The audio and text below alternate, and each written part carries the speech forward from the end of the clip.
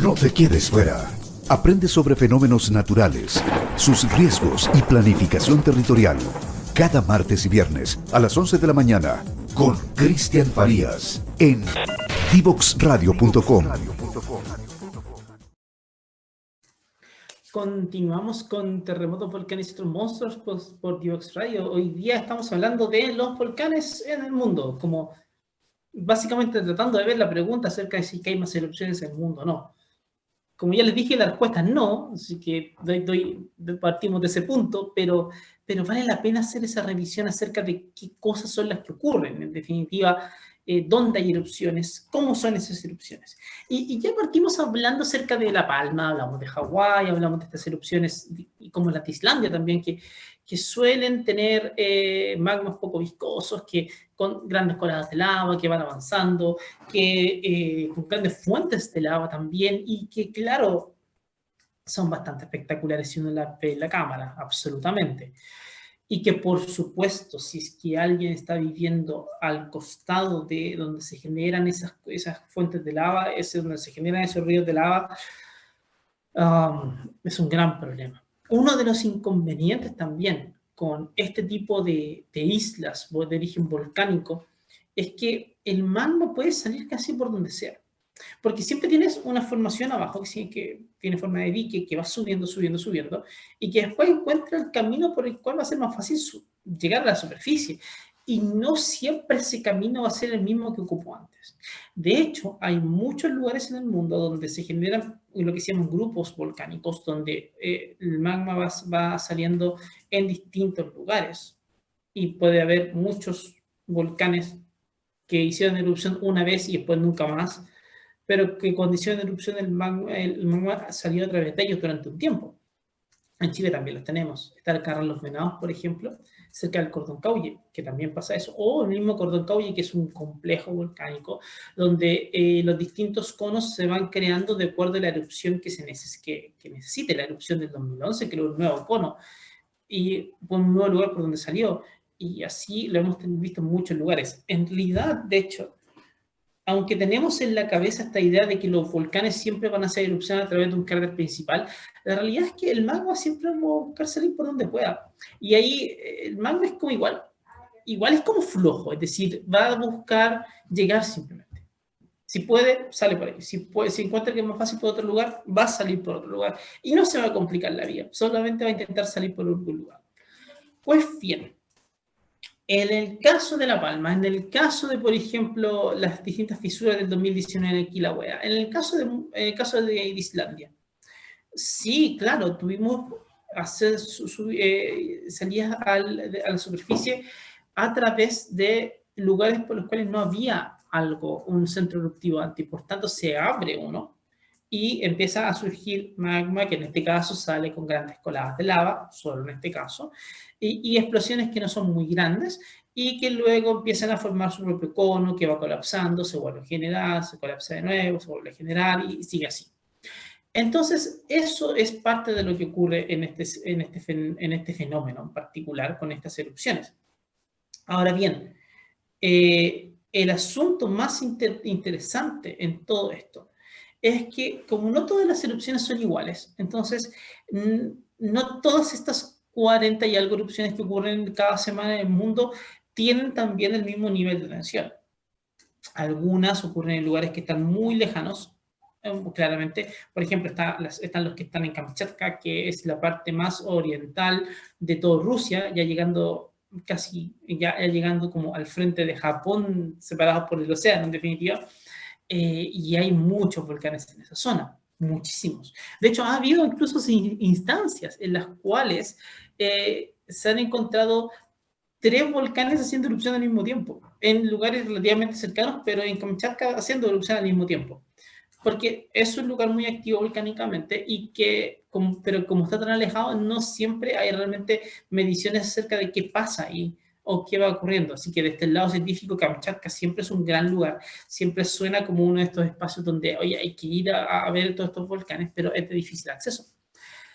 Entonces, el dónde estén obviamente va a determinar una buena parte de la tensión que le podamos poner. Pero otra parte también tiene que ver con el tamaño de las erupciones. Claro, están las más espectaculares, como las que estuvimos hablando en el primer bloque y en el comienzo de este, pero mientras más explosivas sean, más potentes también terminan siendo. Y ahí la explosividad es un concepto que es súper importante. La explosividad tiene que ver con cuál es la capacidad que tiene de generar, valga la redundancia, explosiones más grandes. Y eso tiene mucho que ver con cuánto gas tiene dentro del magma y cuán grande es la columna de ceniza que puede generar. Acuérdense que hemos hablado harto en este programa acerca de que en realidad cuando hay un magma un poco más viscoso o cuando hay una cantidad de gas muy grande y que no consigue escapar del magma, esta cosa llega arriba a la superficie, afuera está muy helado, está con muy poca presión, el gas quiere huir y en el cambio termina rompiendo todo lo que tiene alrededor, rompe todo ese magma nuevo que va saliendo y lo muele en rocas de tamaño muy fino y termina generando grandes columnas de ceniza. Claro, columnas de ceniza acompañadas de otros trozos que no son tan finos como bombas volcánicas que pueden avanzar unos cuantos kilómetros como una bomba, literal, como un proyectil, y que puede ir llegando de un lugar a otro y por eso tiene ese nombre. En Chile, por ejemplo, hemos visto bombas a varios kilómetros del volcán, y eso en Chile, en Indonesia y en muchos otros lugares. Entonces, para poder ir viendo cuán explosiva es esta erupción, siempre se suele mirar a cuán fuerte, cuán grande es la columna de ceniza y cuánto es este volumen de ceniza que está erupcionando en el tiempo. Y ahí es donde nace el índice de explosividad volcánica, que se utiliza muchísimo dentro de la comunidad de los volcanólogos, para poder determinar más o menos cuán grande puede ser una erupción basado en ese entorno. Entonces, una erupción como la de La Palma tiene un índice de explosividad muy bajo, quizás 1, con suerte, porque ha tenido columnas de ceniza, pero han sido chicas. Y ya erupciones erupciones más grandes, más explosivas, van siendo cada vez más grandes. Un Yaima en 2008 partió con una parte bastante fuerte, con columnas de ceniza que llegaron a unos 8 kilómetros de altura, así que el índice estaba en más o menos 3. Una de índice de explosividad 4, por ejemplo, ya hablamos de palabras bastante más grandes. Un Chaitén en 2008 ha sido catalogado como una erupción de índice de explosividad 4 y eso fue muy grande, porque también, así como pasa en los terremotos, la escala es bastante logarítmica, solamente que aquí el salto es de 10 veces, es decir, en una de índice de explosividad 4 termina erupcionando 10 veces el volumen que tiene una explosividad 3. Luego una de índice de explosividad 5 termina erupcionando un volumen 10 veces más grande que el de índice de explosividad 4. Entonces, una de índice de explosividad 5, por ejemplo, fue la del Monte Santa Elena en 1980 en Estados Unidos. Esa donde una parte del cono simplemente voló por los aires porque tuvo una explosión lateral, después de que estar acumulando presión como condenado en toda una parte y hasta que no aguantó más y salió con una tremenda explosión, con una gran columna de ceniza, con tremendos flujos piroclásticos también. Y es que mientras vas haciendo el índice de explosividad más grande, también tienes mayor posibilidad de generar flujos piroclásticos, por ejemplo. Y luego ya de índice de explosividad 5 nos pasamos a un índice de explosividad 6. Ahí estamos hablando de una cuestión gigante, como por ejemplo la erupción del monte Pinatubo en las Filipinas en 1991. Cuya columna de ceniza llegó a más de 30 kilómetros de altura y los flujos piroclásticos avanzaron más de 10 kilómetros del volcán y era una cosa tremendamente grande, tremendamente grande. Ya un índice de explosividad 6 son estas erupciones que tienen un impacto que va mucho más allá de la región, es un impacto que llega a muchos lugares del mundo, donde la columna de ceniza puede cubrir incluso el sol durante un tiempo y en algunos lugares bajando la temperatura del planeta en ciertos momentos. Luego tenemos índices de explosividad 7, que ya son una cosa cataclísmica, como el Krakatoa en 1883, si la memoria no me falla, que es cuando termina teniendo esta mega erupción con donde lo que eran 3 islas terminan desapareciendo y se convierte solamente en una, que también desapareció, y que generó lo que se conoce como el ruido más fuerte que ha ocurrido en el mundo. Así que tenemos grandes erupciones ahí. Pero en general, así como con los terremotos, hay muchos terremotos chicos, pocos terremotos medianos y menos terremotos grandes en general. Con las erupciones pasa un poco lo mismo. Es decir, la mayoría de las erupciones son relativamente chicas. Luego vamos teniendo un par más que son más fuertes, y las que son realmente explosivas terminan siendo más raras dentro del catálogo, pero eso no quiere decir que no ocurran, porque sí ocurren y en el mundo siempre hay, pero no hay tantas de esas como las erupciones chicas.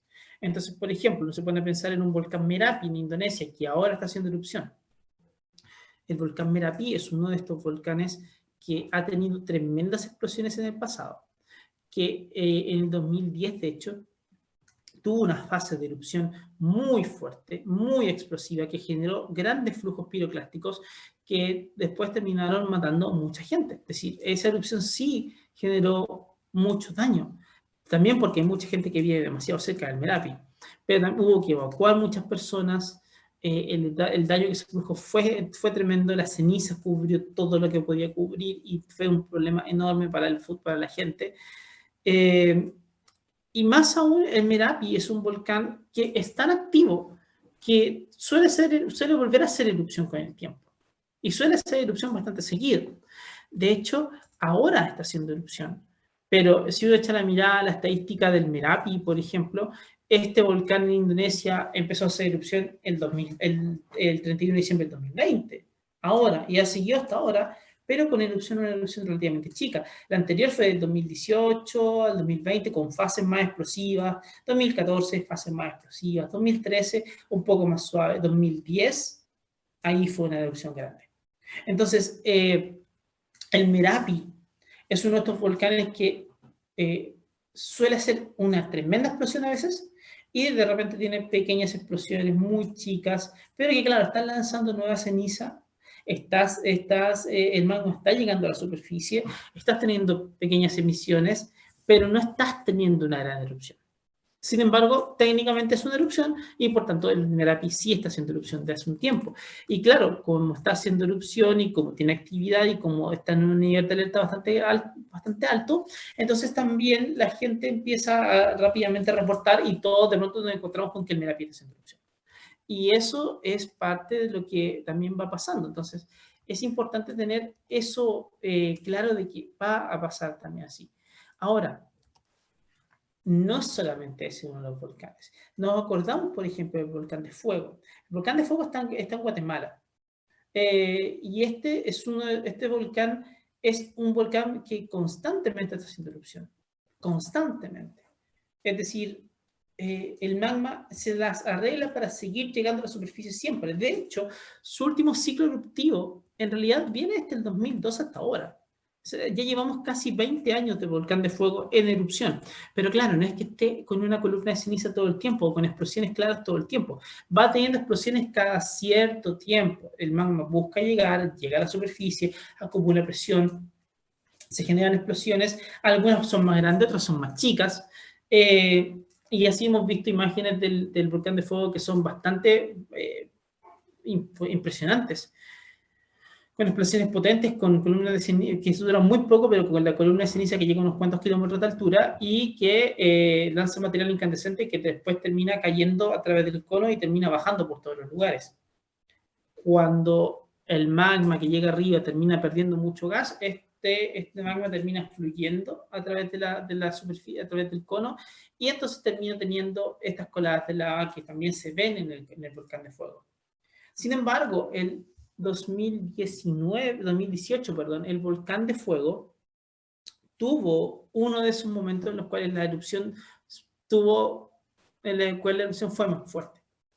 Fue bastante más fuerte, fue como un pulso muy fuerte que generó una columna de ceniza que tuvo que haber llegado a unos 10 kilómetros de altura, creo, si mal no recuerdo, pero que ante todo también generó grandes flujos piroclásticos que bajaron a través de las laderas y que bajaron muy rápido y terminaban llevándose una buena parte de lo que había cerca de él.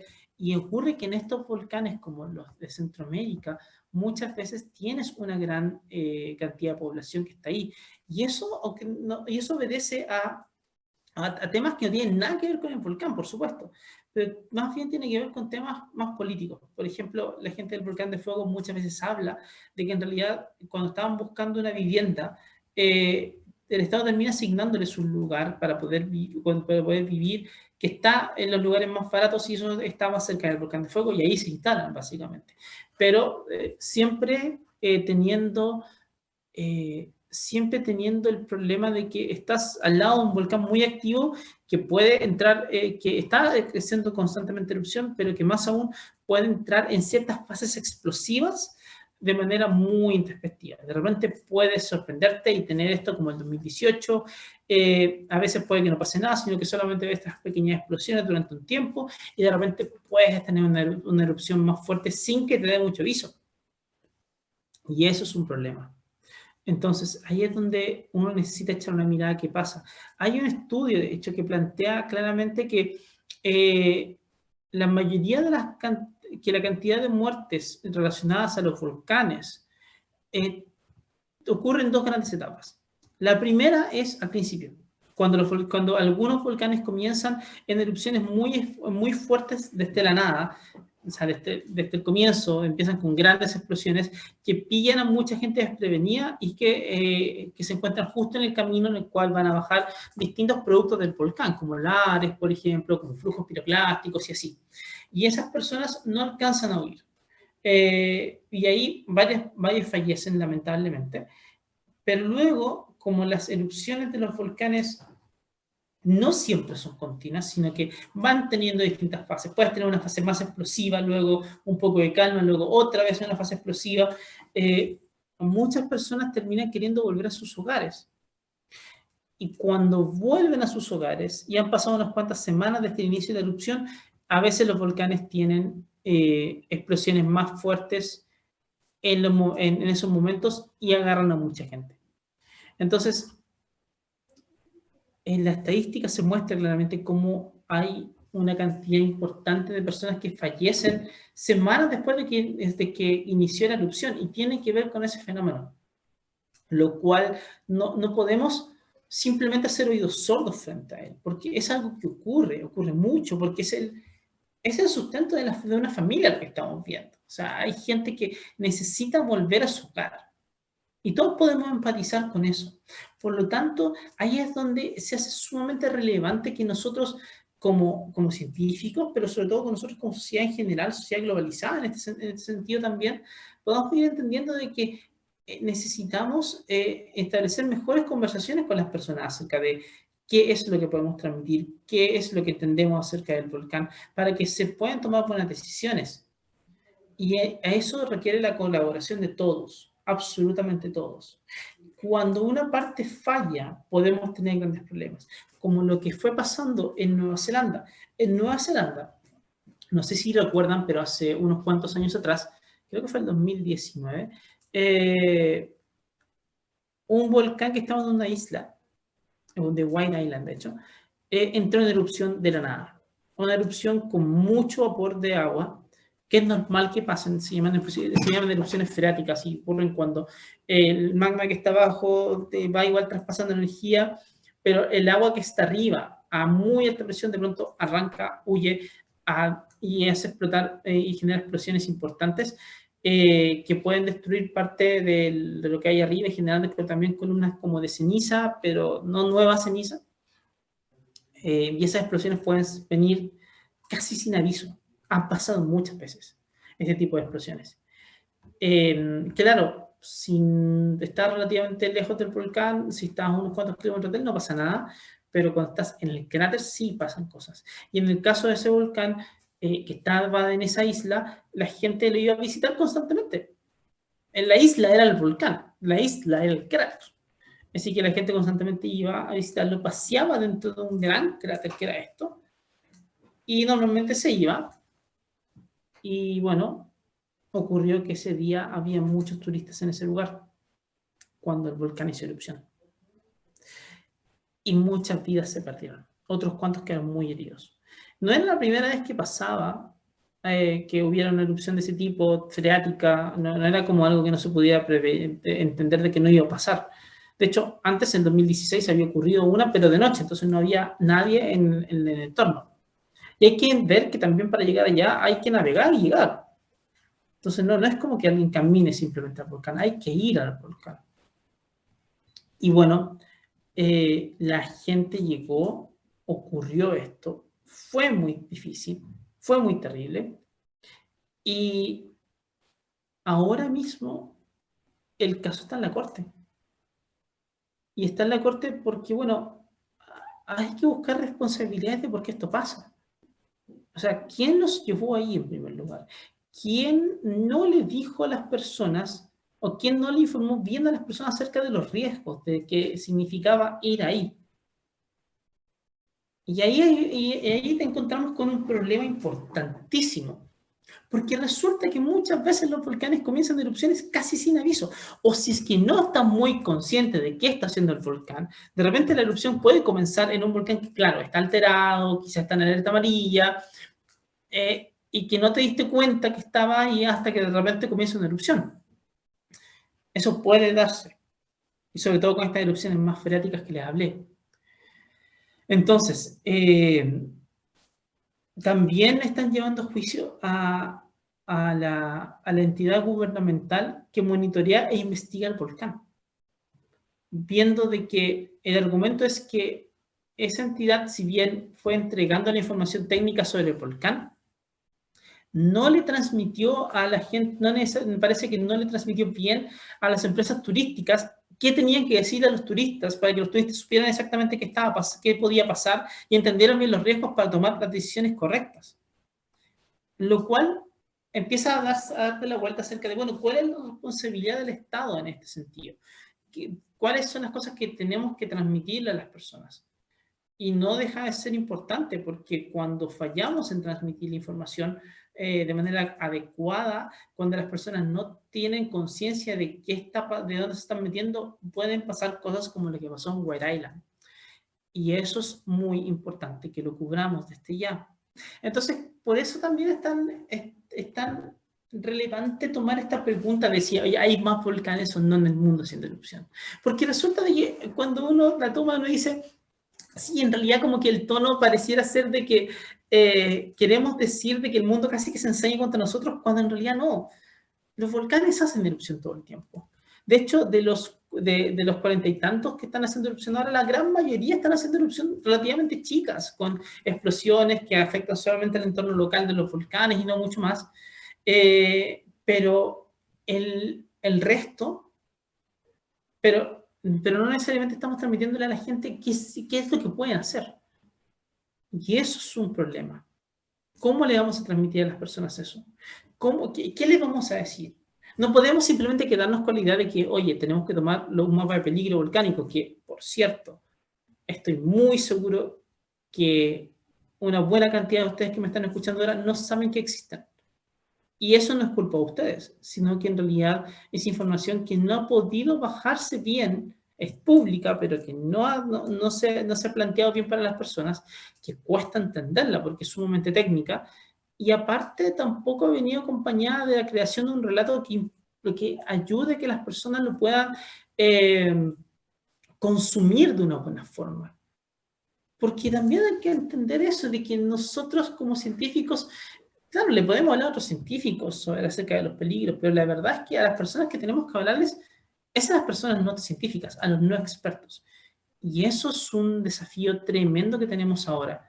Así que vamos a hablar un poco sobre eso en el siguiente bloque, para también hablar un poquito acerca de estas erupciones grandes, estas cosas más impredecibles, y un poquito entender qué es lo que nosotros podemos hacer. Así que nos vemos en el siguiente bloque de terremotos, volcanes y otros monstruos. Para entender los desafíos de transformación de nuestra sociedad y de nuestras empresas desde una mirada evolutivo-cultural, conectamos cada lunes y miércoles a las 9 de la mañana en Frecuencia Memética con Pablo Reyes. Somos Divoxradio.com.